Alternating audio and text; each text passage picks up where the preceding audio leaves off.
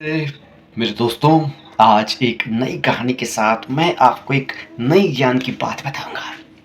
साथियों, हम सबके मन में एक सवाल हमेशा उत्पन्न होता रहता है कि ऐसा क्या है उस प्रभु परमेश्वर परमात्मा का हिसाब किताब जो कि इस कर्म से उस कर्म की तरफ चला जाता है। ऐसा क्या है जो आज हम करते हैं, क्या वो इस जन्म में उसका फल मिलता है या आने वाले जन्म में उसका फल मिलता है या अगले जन्मों जन्मों जन्मांतर तक उसका फल मिलता रहता है।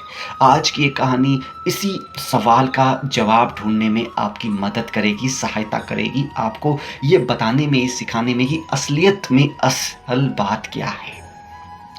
एक उदाहरण से समझते हैं साथियों इस कहानी को कि आप ये मान लीजिए कि जब पुराने कपड़े आप उतारते हैं, ऐसी कोई आप डेली ऐसा नए कपड़े पहनते हैं, पुराने उतारते हैं, तो मान लीजिए कि जब आप पुराने कपड़े उतारते हैं, उन कपड़ों से आपको कुछ पैसे, कुछ बिल, कुछ सामान या कुछ ख़ास तरीके की चीज़ें जो आप नए कपड़ों में, शायद आपका पर्स हो सकता है, आपका आपका कुछ भी ऐसा ज़रूरी सामान है जो आप डेली लेकर अपने साथ चलते हैं, वो आपको पुराने कपड़ों से नए कपड़ों की तरफ डालना है। तो उन पुराने कपड़ों से आप जो भी है उसे निकाल कर नए कपड़े में रख लेते हो, जिसे आप आज पहनने वाले हो। ठीक वैसे ही जब हमारी आत्मा जो है ये शरीर रूपी कपड़े को उतारती है, तो वही बिल, वही पैसा या फिर वही ज़रूरी सामान जो उसको नए कपड़े में या नए शरीर में ले जाना होता है, तो उसी सामान रूपी कर्म को नए कपड़ों में वो लेकर हमारी आत्मा आ जाती है। फिर अब देखिए, जिसका भी आपको बिल अदा करना है, जिससे कुछ लेना है, उससे कुछ आप लेते हैं अगले जन्म में, और जिससे कुछ देना है, उसे आप कुछ देते हैं। हैं?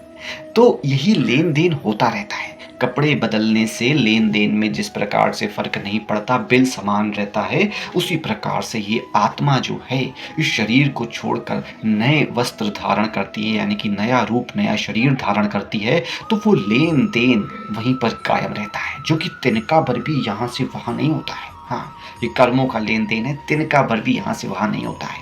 कुछ लोग सोचते होंगे, उनके मन में ये सवाल भी होगा कि हमने 100 पुण्य किए और 1 हमने पाप कर दिया, तो 1 पुण्य से 1 पाप कट गया, 99 मेरे पास अभी भी पुण्य बचे। तो ऐसा नहीं है।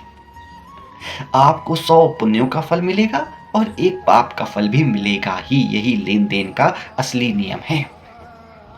और उसी तरह हमें अपने कर्मों का हिसाब-किताब तो देना ही पड़ता है।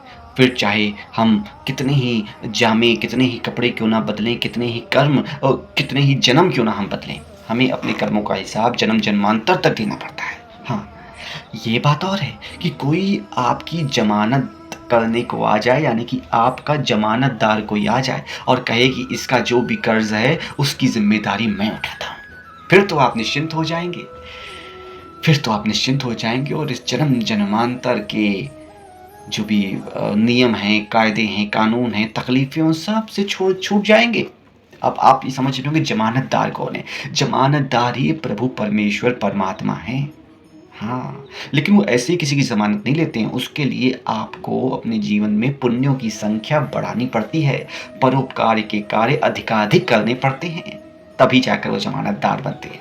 अब हमारा भी फ़र्ज़ बनता है कि उन्होंने हमारी जवाबदारी ली है, हमारी ज़मानत ली है, तो हम उनके काबिल बनकर उनके विश्वास को और मज़बूत बनाएँ। यही हमारा फ़र्ज़ भी है और यही हमारा कर्ज भी है। सबके लिए पूरा अच्छा समय देकर उनकी खुशी हासिल करें, कुछ करके दिखाएँ, कुछ बन के दिखाएँ, यही आज की कहानी का उद्देश्य है।